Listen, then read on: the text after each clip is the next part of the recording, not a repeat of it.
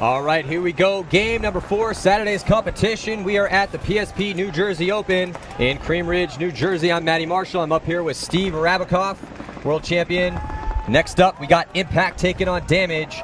This should be a really good matchup. I know we say that every time, but hey, these are the best players in the world. But realistically, you're looking at a team, Impact, they beat Infamous earlier on. They're 3-0. Damage in a must-win situation right now. They're 2-1 as they lost to Aftershock earlier on this morning. So both these teams playing well, though. Impact 3-0, Damage 2-1. It's going to be a great game.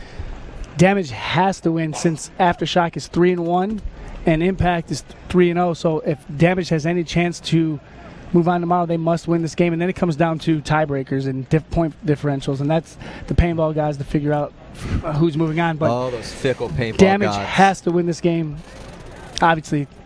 To move on. And we talked a lot about this particular situation, not on air, but as the paintball community was talking about this particular event. You're looking at this division. Wow, what a car crash! And I think the story of the division. Well, there's two stories. There's two stories. One, Chicago Aftershock. I mean, can you say more good things about them? They come out today 1-1, backs against the wall. They hadn't won a game until this event. And what was the record going into 0-8, 0-10? Oh yeah, exactly. And 0-8. Yeah, 0-8 coming in, and coming off a World Cup last year where they made the final, come into first two tournaments 0-8. Yep. Coming in, it's taking second place into the 2011 season. It took second place World Cup. Now, also an interesting element of that story is that when these divisions were first originally decided, you had a situation where Aftershock was actually in the weaker division. Yeah. They were in the weaker division to start with, and then there was a mistake made. So Aftershock got bumped to the CEP was bumped out, and Aftershock bumped in to the tougher division, and they come out smashing. And they're 3-1 right now. All right, so here we go. Impact and Damage. Who you're watching right now, that's Impact in the brown and black. Impact G1 again. for Damage, G2 for Damage. So, and we've talked a lot about this field layout. There are snakes on both sides of this field. Those snakes are the center structures, the center part of the field on each sideline. And as we're watching, Damage just all over the place, getting into Snake 1 on the pit side, and then now Timmy Post making his move, insert Dorito. As we, and we'll speak a little about this later, but the Russians just 0-3 as we watch them lose that last game. But these two teams that we're watching play this right now, as we're watching pretty much all Damage, as Dave Baines is running down the field, taking out the last player, and Chad George, who's been absolutely on fire for Impact, the last player left alive for them, and he is going to have to go clean up, and the score is going to be 1-0. So now, Steve, like we were talking about, this field we haven't seen this in, I don't think ever, honestly. It hasn't been. Yeah, this is the first time we've ever seen a snake on both sides, and we were just talking about this off air, but why are the Russians 0-3? That's never happened either. And I think, and you brought it up, you were like, hey, I really think that the reason why this is happening is because, well, actually, let you explain it. Why do you think? Well, I think that their team for the last 5 years has been geared. They have Dorito players and Snake players, and Dorito, and that's all they train, and that's what the field layout have always been. So you throw two Snakes here, now it's completely thrown their lineup out of whack. Guys are playing out of positions. There's guys on the show side, Snake side, that have never played this side of the field, and this blew their minds away. Yeah, I totally agree, and we watched it happen. That's a great insight. All right, we got a little bit of action from that last point as it was all Damage. And Damage, now, we were talking about that they're having a great mix of this aggression and conservative style play. And I don't mean conservative style in a bad way at all, but this particular field, as we watch that run through there at the end, the thing is that what Damage is doing so well and what Impact is doing so well is that they have really smart players on those teams that are able to get into spots and use their brain, start using that paintball IQ, get that thing rolling, and figure out where everyone's at, put all those variables together. There's no coaching on the pit side anymore, which really enables these players to have to come up with all the information on their own. There are coaches and screaming fans from the sidelines, but it's tough to It get sounds information. like Charlie Brown's parents talking to most of those players. They just hear wah, wah, wah, wah, wah. Yeah, exactly. And, these guys, they don't need to be joysticked around the field. Every single player on these two teams has been doing this for a long time, with the exception of the younger Edwards on the Damage squad. All right, so now they got G1 on the Dorito corner again, so they're getting the G's on the break. Yeah, and his G2. And that's been the story of today, honestly. One of the stories is that a lot of the teams that are more effectively shooting players off the break are really controlling these games and winning the close points because they just have that numerical superiority. And now Damage, losing bodies, pushing up, but they get Brown up in that center A. And that's another move, which I think Chad George has been pioneering running all over the field, is that center.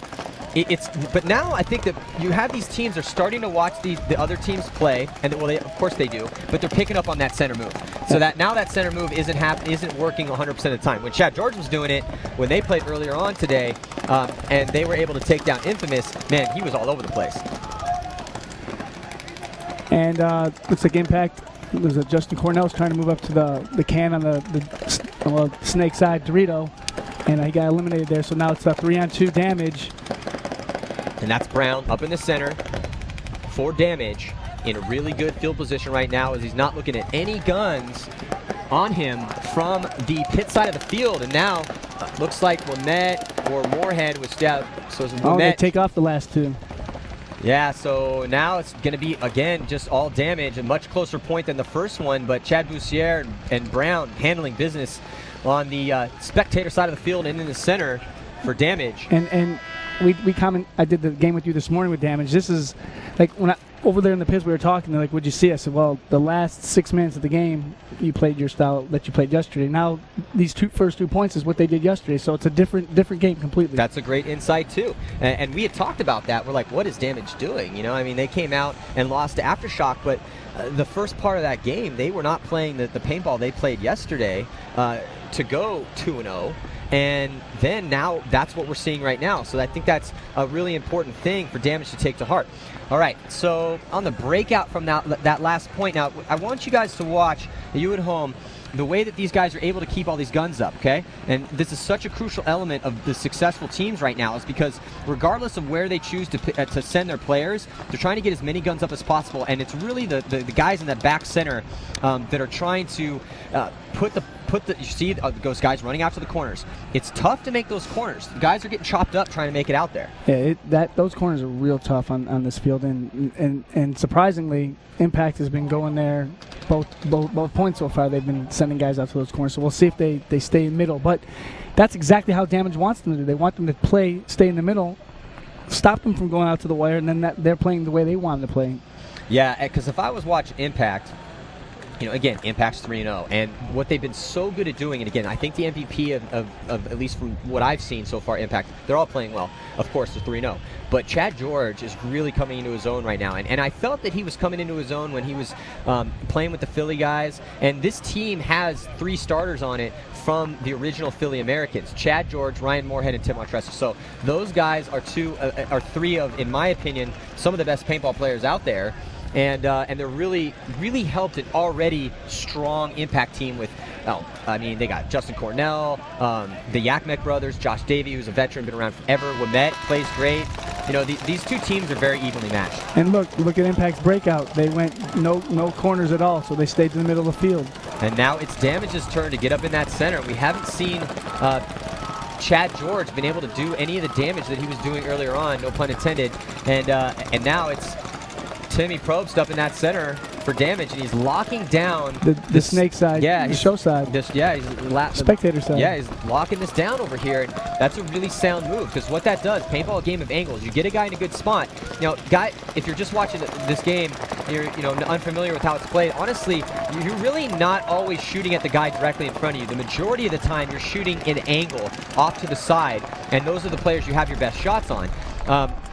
You will gun battle guys directly in front of you to gain a better position, but more realistically, your kill shots are going to come from either A, winning a gunfight, or B, those angles. And as we watch, looks like we have one of the Damage players coming off early here, dying out of his bunker. And Impact made Snake 1 on the show side. I think that's where that kill came from. Oh, he stays alive. So Yakmek, very frustrated. Players at home will ever watch it. When you go get someone, you're going to run and get them. Go get them. Don't half. Absolutely, man. And hey, I understand what he was trying to do. Hey, get the guy and stay alive, and that would have been great. But that's job 2 is stay alive. Yeah. Job 1 is kill the other guy. And stick him, smoke him down. And great composure by Timmy Probst to really just suck in tight and realize that the guy's coming to get him out of there, and he just blew his gun apart. And you could see Yakmek just so frustrated at that move because he failed in there. Oh, and they finally do eliminate him. So yeah, so Timmy walking off, Thornton in the side of Impact, and now Impact has the last 3 guys left alive. You see Schultz streaking down. Doesn't matter as the last player coming off on the pit side of the field from the Snake. So that was a huge point for Impact. I mean, we talk a lot about the 3-point spread. We talk a lot about momentum. And it's crucial, especially in the beginning of the game, you not go down 3-0. not to go 3. You don't want to go 3. You don't want to go down 3. You go down 3, you get that 3-point spread, the doubt starts to seep in. You're like, God, what are we doing wrong? And now we got ourselves a 1-point match. And that's what happened last game. I mean, like, it was 1-0 Russians, and then Aftershock ties it, and then I think we saw 2 or 3 points where the Russians were in control, and then just played sloppy and gave it away, and Shock just stayed strong all the way through and pinched them out, picked them off one at a time. Yep.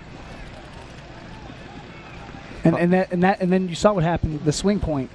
Yeah. They were done. Yeah, I think this is going to be a close match. Very, again, evenly matched teams. All right, we have a little bit of action here from that last point.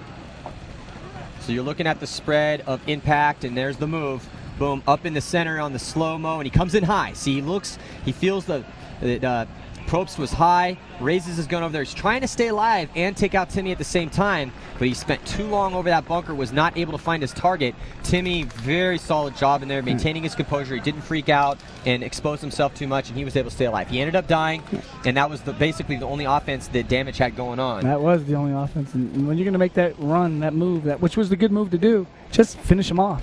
Yeah. Just walk off the field with him, move him off the field, and let your guys finish the game for you. Absolutely.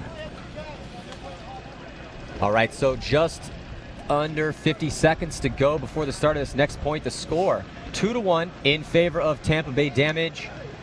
You're looking at Impact, Edmonton Impact on your screen right now.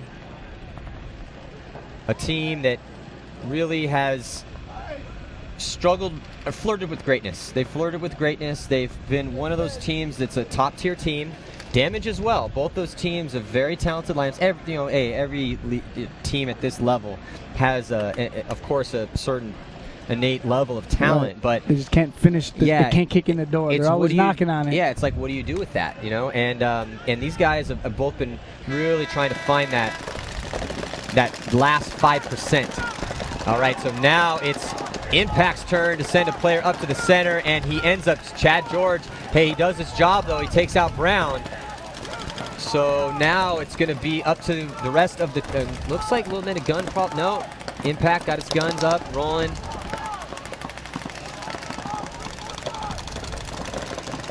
And Damage. I can't see. They have a guy in the Dorito corner. Yes, they do. So it's 4-on-4. Yeah, 4-on-4. I couldn't see that corner from this angle. The move now is if Damage can get into the spectator side Snake here. And they just eliminate Impact. So now they got a body up on him now. 4-on-3. They're making moves everywhere now. They're in the. Looks like they are on the Dorito side. Snake they are. And so is Impact. So we got 2 players in there. Snake 1. Oh, and it looks like they're trading out there. And it's so interesting to see Chad Boussaert. Oh, they both come off. To see that, yeah, it's a crazy fight going on on the Snake, the pit side Snake. But it's just interesting to see Chad on this show side of the field, on the spectator side, because normally he's over there in the abyss of the Dorito side. And again, Chad is one of those guys. He takes out the last player for Impact in the center. So underrated. He's so methodical and aggressive. And when you talk to a lot of the guys and the all-star players, and you're like, hey, who do you think's best player on Tampa Bay Damage? Man, the majority of the time, I hear Chad. The majority of the time, consistent, he's man. so. We talk that, hey, it's really hard to build a championship team around players that play at a 10-1 game and a 2 the next game. If you give me a guy that plays at an 8 every game, and a couple of those guys, you can build a championship team off that. And that's Chad. Now, yeah, he's going to make mistakes. Everybody does. But at the same time, he's just always in the mix. He's a great gunfighter. He's very quick. His timing is on par with the top players in the game, which is why he is one of the top players in the game. So remember that name. And it's just interesting because he doesn't get a lot of press, and he also is typically on the Dorito side, which that's not where the fans are, and you're just not going to get as much exposure over there. But he spends his time in the trenches doing battle with some of the best in the business over there, like Dalton Vanderbilt and Justin Swartz. All right, so we're checking out the highlight, and that's Chad Boucher right there in the bottom part of your screen. He's in notch 2 of the snake and snap shooting on the last impact player. And again, he knows he has the angle. He knows he doesn't need to expose his body, and he just is taking what he's given. So the score now 3-1 in favor of Tampa Bay Damage. And here's that swing point. Yeah, and we're coming up on that swing point. We really want to keep that 3-point spread away, man. It really eats at your confidence. Because especially if these three teams go 3-1, some of these games have been real close for Impact, and that comes down to that margin situation. And yeah, you don't want. There's not if three teams go 3-1 and you're one of those teams that don't make it, that's not going to feel so good. You'll feel just as bad as the team that went 0-4 or 1-3, because Infamous are 0-3 and the Russians are 0-3. So yeah, I know. You go home early. It's whether it's 3-1 or 0-4, it still feels bad. Yeah. And Impact goes down G1. So Damage is getting shots on the break, getting kills on the break. And that's been such an important part of these teams' success out here, is getting those shots off the break. Some fields are a little bit more conducive to getting kills off the break than others. And this field, honestly, I wouldn't really say it would be one of those fields. The reason why is because there really is not a lot of guys being spread out far. So you're not, other than the back corners, but that's a far shot. You're not seeing a lot of guys run to these insert 40 Doritos on both sides of the field off the break, and that's traditionally where you're going to see a lot of kills off the break. Yeah, this field has thrown major loop at everyone. Yeah. And some teams have made some really good adjustments, others have not. Yeah. Dynasty looked really good. So in the afternoon, coming at you, we got X Factor, Vicious, Dynasty, the Ironman, CEP. A lot of good paintball to be played this afternoon. As another Impact player walks off, so it's Damage's favor as they still have 5 bodies left alive as they get into Snake 1 and then get into Snake 2. And you see Schultz trying to pick up his shot cross field. That's Schultz. He's trying to get his shot. Oh, and he's able to get his shot. So nice job by Schultz. Able to take out Damage's Impact is now into the 50 Dorito Snake. That's a good move there. They just made this big turnaround. Yeah, that was definitely those 2 kills were very much clutch for Impact, because just like we talked about, the score is 3-1. You do not want the score to go 4-1 with probably, at the time this point ends, maybe around 10 minutes left on the clock. We'll see how quick that it plays out. But now Damage is, I wouldn't say playing on their heels, because Impact doesn't necessarily have great field position, but with Schultz in this insert Dorito right behind the Snake on the spectator side of the field. Oh, look at this big move by Brown. That was a great move, and he can get something done out of there, because now they have to contend with him. When he was stuck in that back corner, it really allowed Impact, the remaining Impact players, to try to make moves up this side. But now he's in a good position. Well, he's in a good position to get shots cross field on the pit side Snake. So we're going to see here, though, as Impact's gunned up. Both teams playing rather conservative at this point as we've reached a stalemate. Better field position goes to Impact as they have a player in that Snake on the pit side of the field right now. You're looking at Brown for Damage as he's at insert Dorito 40-yard line. Shooting cross field, very tight position. He's gunned up. He's not taking his eye off that, and then now you're looking at the crossfield spread for Damage, and there's a move made out to the back corner, and nice job. He's able to get out there. It was Jacob Edwards. Impact needs to stay alive on that Dorito Snake. He stays alive, he's going to make it real difficult for Damage. Yeah. Oh, and as I say that, Impact loses their snake side, so now just Brown's just going dying to work out of down his here. bunker, and that is just not what you want to do in that particular section of the game. I mean, that's really an unfortunate loss for Impact. And Damage, here comes Dave Baines, and he is going to destroy Chad George, Impact. Chad, again, still playing so well, but hey, when guys and your teammates are dying around you, there's not much you can do. 10-20, 4-1. Still plenty of time. Oh, there's tons of time, but now we've reached that 3-point spread. That mark. Yeah, and it now becomes increasingly important. You know, every second that comes off that clock is in favor of Damage, and they're only 3 points away from victory as we have the race to format here. PSP. And what Impact needs to definitely try to prevent is not to lose 7-1 or 6-2, because that is not what they want with that point differential going. Because Shock is already at 3-1. Yes. And they're 3-0, but if they take a big beating like this, that could be bad for them. They should get some points here. Yeah, we'll explain the point differential and the tiebreakers here in a second, but first up, you got a little highlight here from that last point, and look at the just kind of slow-blowing paint you could see out of his barrel, which is not going to help as he's trying to shoot cross field, and gets a couple extra bonus balls as Dave Baines coming up on the Snake side on the pit. So our score, Damage 4, Impact 1, and Dave Baines is playing well for Damage. Pretty much, well, I mean, you know, Damage coming in with the lesser record than Impact, but you know, we talked about how evenly matched these two teams were, and honestly, the reason why Damage has a loss on the record is when they played Aftershock this morning, they came out flat. They did not play Damage paintball in the beginning. They let Aftershock get up on that score, and it just was too much of a chasm, really, for them to cover. And now Damage, you know, understanding that was a mental error on their part to come out flat and to come out not playing Damage paintball and let Aftershock dictate the pace of that game. Now they're the ones dictating the pace of the game. I also am really enjoying seeing these teams opening up a little bit. You're seeing more aggressive moves out there now. Especially in the middle of the field. Yeah, there's lots of stuff going on in the middle of the field. And, you know, we saw some of the Russians get tore up trying to get up that center of the field. They tore up Aftershock a little bit. Not a lot, though, obviously, as they got beat down. But, you know, the middle of the field, the moves are there. Field, but guys that were making moves in the middle of the field, their guys in the back were dying, so it just getting picked off. They just didn't play well.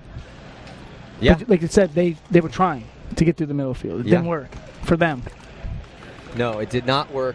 They were not able to do what they needed to do. But, you know, that's how you take a loss. 10 minutes and 20 seconds left on the clock.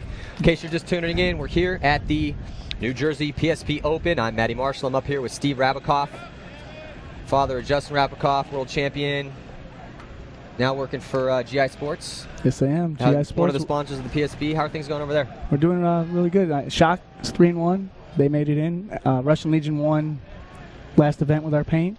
Damage is shooting our paint. So we're doing good. We're 1 year old, and everything's going great. Our goggles are in production now. We'll have them at World Cup, so I'm pretty excited. Awesome, yeah. Again, we got to thank our sponsors. Without them, we would not be able to put on events like this and bring the webcast to you. So definitely much props to also you know, Dave Youngblood and Lane Wright for putting this all together, and Camille Lemansky as well. You know, also we would, as Damage is playing, we have to send our thoughts and our prayers to Alex Spence from Team Damage, a great guy, diagnosed with leukemia about a year ago, and he's doing substantially better. He looks like he's beating it. So again, you know, if you're a praying man or a praying woman, please you know, send something out for Alex. And also, I believe they're selling headbands to support the medical bills for Alex, which you know, again, when you have an ongoing illness like that, which can be substantial. So if you're listening at home, support one of our paintballers. Yeah, again, if you don't want to send a prayer, then maybe, you know, send $5 or $10 buy a headband and help out the cost for his medical care. All right, so here on the breakout, let's see if his boys Damage can keep up. And that's G2, G1 and G2. This is starting to look ugly for Impact. This is going to make it really Steve, this is going to make it really interesting. 3-1, 3-1, 3-1. Yeah, this is not, Impact needs to get some points here. They can't let this happen. You know, we're looking at Damage getting into the Snake, so that the way that it works, so you have this point differential. So you want to win and win big out here in professional paintball, because what it does is the higher your point score, then the more that's going to help you beat those ties. So if two teams are 3-1, it's going to go down to who has that higher point differential, who is beating when they won, how big were they winning. And right now, Damage is starting to put up some points. starting to put that. They got 5-1 with under 10 minutes to go. 9:37 left on the clock. We haven't seen any penalties this match, Steve. Yeah, and that wasn't the case the first match for Damage against Shock. They got some penalties, so it's the same thing we always talk about. At least I know me and you talk about it a lot. It's stay out of the penalty box, your team will win. I talked to some teams in the divisionals earlier, and they're like, "How'd you do?" Too many penalties. Or the famous the ref screwed me. No, the ref didn't screw you. You screwed yourself. Yeah. Oh man. All right, so on the breakout from this last point, you're seeing Impact there trying to get out. They're not able to get this, they've got guys die out of that back center, and we haven't really seen a lot of guys die out of the back center and then immediately losing the player at the stand-up can right there. Now on the flip side, Damage, look at this. They keep 4 guns in the back off the break. They stun out, able to get to the stand-up can and the stand-up temple on the delay.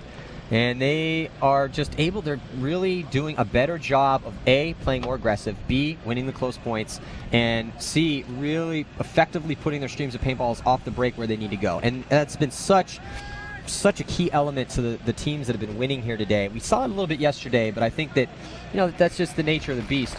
The more time you spend out here now, yes, everyone's been able to practice, but that being said, really these guys are really honing in on those lanes.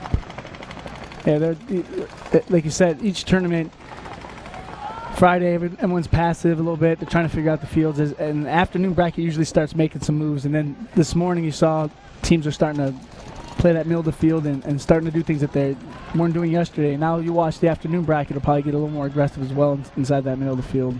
Yeah, I totally agree. And the snake side, the spectator snake side, they've been playing a little bit harder, a little more aggressive on this side today than yesterday. And Impact loses another one on the break. G1.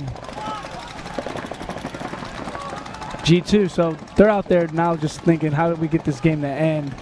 Let's get off the field. But they need as many points as they can get. Yeah, and they got to know that. Yeah. They really have to kind of have that understanding. And I'm sure they know the numbers.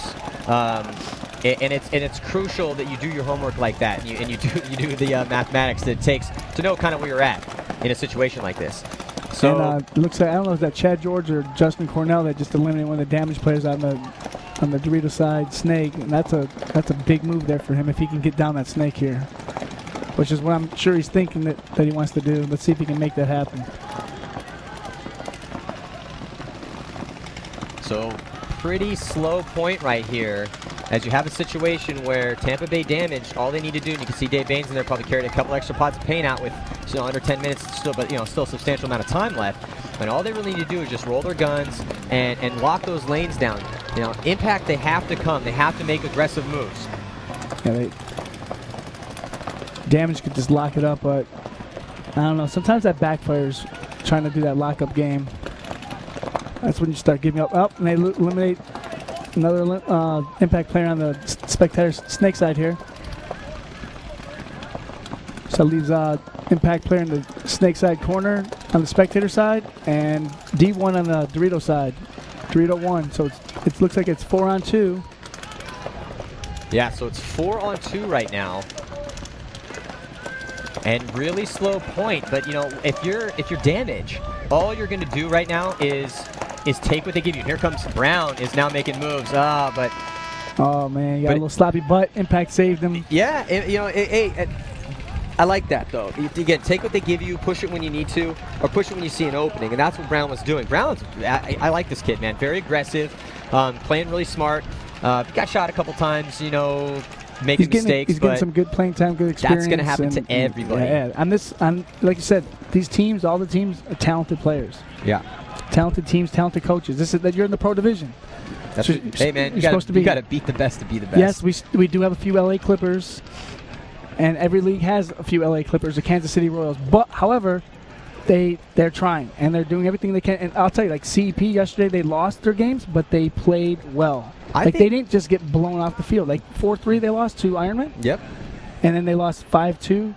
So they played good yesterday. I mean, yeah, they lost, but they're out here doing it. I like CEP, man. I think that they're going to be a decent team once they get a little bit of experience on their legs and in their minds. All right, so we got a breakout here.